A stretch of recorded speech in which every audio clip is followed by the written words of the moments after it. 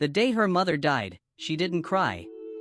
Not because she was strong, but because she was so hollow inside that even tears had nowhere to fall. A year later, the only man she ever loved left. Without a word. An empty room. A cold cup of coffee. And her. Quietly decaying. Through endless, meaningless days. No one knew. Not even her. That she was slowly dying. In silence. Lynn used to be vibrant, driven, capable, always the life of the party. She had a dream job, a mother who loved her unconditionally, and a man who made her believe love was real. She believed in stability. Until everything collapsed. Like a building with no foundation. Her mother passed away suddenly from a stroke. So quickly, Lynn never got to say goodbye. The funeral felt like a haze. People came to offer their condolences. Then left. And she stayed behind. Trapped in the cold emptiness of a house. Where the kitchen light no longer turned on at night. Her mother's death left a hole that couldn't be filled. But life didn't stop there. The man she thought would hold her up disappeared. No message, no explanation. One day, he just stopped showing up. She texted, she called. Then she stopped. There was nothing left to say. Being abandoned a second time. This time by someone still breathing. Broke her completely. After that, Lynn became invisible. Each workday, she moved like a shell of herself. Numb, detached, dreamless. She pulled away from friends. Stopped answering her phone. On the outside, she still smiled politely. But inside was a quiet storm. Tearing apart whatever remained. And then one night, when there was nothing left to lose, Lynn asked herself, if I'm alive but nothing has meaning, then what am I even living for? That was the moment. Her inner journey began. The question, what's the point of living, had no answer.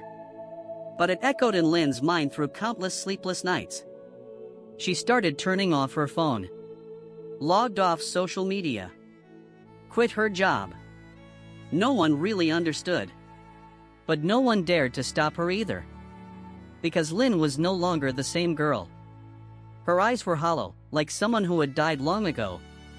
With only her body moving forward out of habit. She didn't choose to travel. She didn't sign up for any of the trendy healing retreats. She simply withdrew. She rented a small room on the outskirts of town. No Wi-Fi, no TV. Each morning she woke to birdsong instead of alarms. Each night, she read books instead of scrolling. And the rest of the time, she faced herself. At first, there was only emptiness. Then came fear. Then came the flood of memories. Things she thought she'd buried long ago. Moments of being left behind, scolded. The deep loneliness that had quietly grown. Inside a family that always seemed fine. Lynn realized. Losing her mother and her partner were only the final cuts. That split open wounds. That had been bleeding for years. She started writing. Each night, words poured from her hands. As if someone else were telling her story. In the language of tears. Some nights, she'd write until she collapsed. Lights still on. Other nights, it was just one quiet line. I feel like I'm alive, even if I don't know why yet. She also began to meditate, just a few minutes a day. At first, to calm the panic. Later, to hear the sounds inside her. In the stillness, she slowly began to understand. She didn't need saving. What she needed was courage. To look straight into the darkness within. The one she'd always avoided. And even though the answers still weren't clear, Lynn felt something strange. She no longer wanted to die. Not because she was afraid, but because for the first time, she felt something inside her had started to flicker. A quiet, gentle light. That tiny light didn't come from the outside. No one gave it to her. There was no miracle. It sparked from the quiet moments. When Lynn sat alone in that silent room, listening to the wind slipping through the window, the sound of her heartbeat, and her thoughts drifting like a bottomless river. One morning, as the first light crept through the curtains, Lynn suddenly realized. She no longer hated the silence. She no longer tried to fill every empty hour with movies, music, or work. Instead, she let the emptiness be. And strangely, within that emptiness, she found something she hadn't felt in a long time. Herself.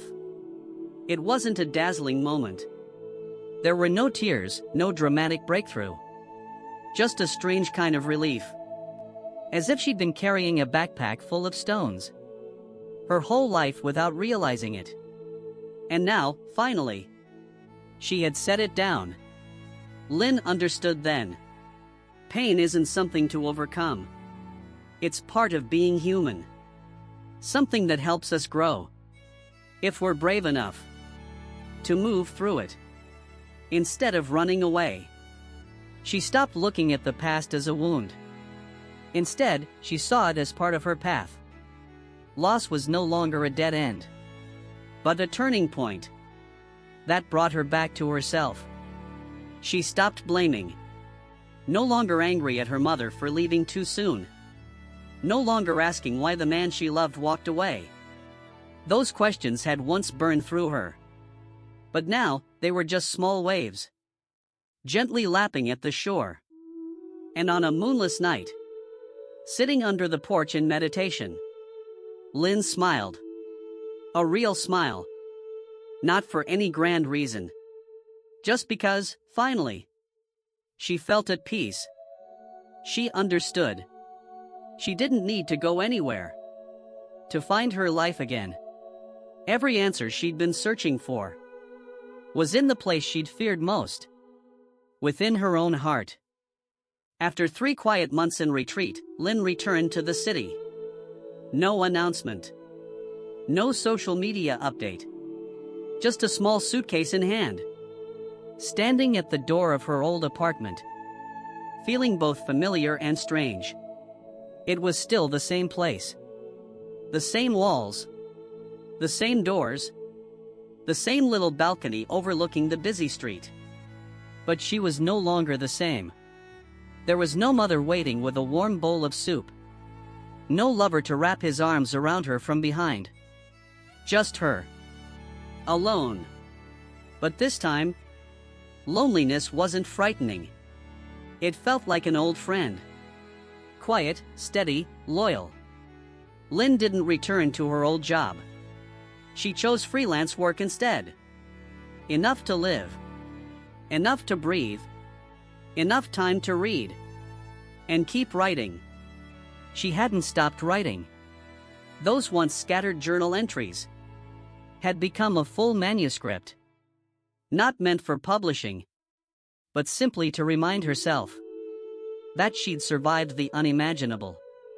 Her friends were surprised when they saw her smile. Not the polite, strained kind, but a slow, genuine smile. They asked where she had gone. Lynn simply said, "A place no one else could find, myself." Her new life wasn't glamorous, but something was different. She ate more slowly, walked more often, paused to notice a wildflower growing by the roadside. She listened to others, not to reply, but to understand. And sometimes, she said no. A word that once made her feel guilty, but now served as a boundary. To protect herself. The apartment no longer felt cold. She hung new curtains, planted small pots of greenery. Each morning, sunlight filtered through the fabric, spilling gently onto her simple dining table. And she knew she had truly come home. Not to how things were, but to a different version of herself. Quieter, deeper, and braver. Someone who had walked through hell inside her own heart and chose to return. Not just to survive, but to live on her own terms. From the day she returned, Lynn stopped trying to rebuild her life. She no longer chased grand goals or rushed to check off boxes before turning 30. Instead, she chose to live slowly, live honestly, and live enough. Each morning, she made coffee for herself, no longer waiting for anyone. Sitting by the window, watching the city wake up. She gave thanks for simply being here. Not just surviving, but truly present. No longer waking in fear. No longer consumed by that hollow emptiness. She wasn't completely okay, but she was living. And that, she knew, was what mattered most. Lynn began sharing again, slowly and selectively. The once private pages of her journal became quiet whispers of comfort to kindred souls who needed them. Some of her short posts began to spread. Strangers sent messages to thank her. They said they saw themselves in her story. Lynn didn't reply to all, but she read every word. Each message reminded her, when pain is acknowledged, it becomes a bridge, connecting hearts that once felt shattered. She didn't become an inspiration. She didn't need to. Her transformation wasn't loud. It lived in the way she faced herself each day without judgment. In how she gently let go of things that no longer fit. In how she learned to love the parts of herself that once felt broken. Sometimes, the night still returned, with old memories in its arms. But she no longer pushed them away. She stayed, breathed, whispered to herself, "I'm still here. I didn't abandon myself." And that was how Lynn saved her own life. Not by fighting the darkness, but by lighting a small flame from within. Her journey isn't over. But now, she knows, no matter how many storms may come, she will always find her way back. Because she has learned how to live. Truly live. And then, as another day came to a close, Lynn sat by the familiar window. Sunset light painting her hair gold. She smiled, slowly, gently. There was nothing left to carry. No one left to become. Only herself, simple, whole, and deeply true. Her inner journey hadn't erased the pain, but it taught her how to walk alongside it without fear. She no longer lived to please others, or to prove anything. She lived because she had finally chosen herself. And if you, the one reading this, are tired, unsteady, or feel like you've lost everything, please know this: you are not alone. Maybe you can't see the light just yet, but if you are brave enough to quietly turn inward, you'll find that there's still a gentle place waiting for you to come home. This journey may go unseen by the world, but it just might save your life the way it once saved hers.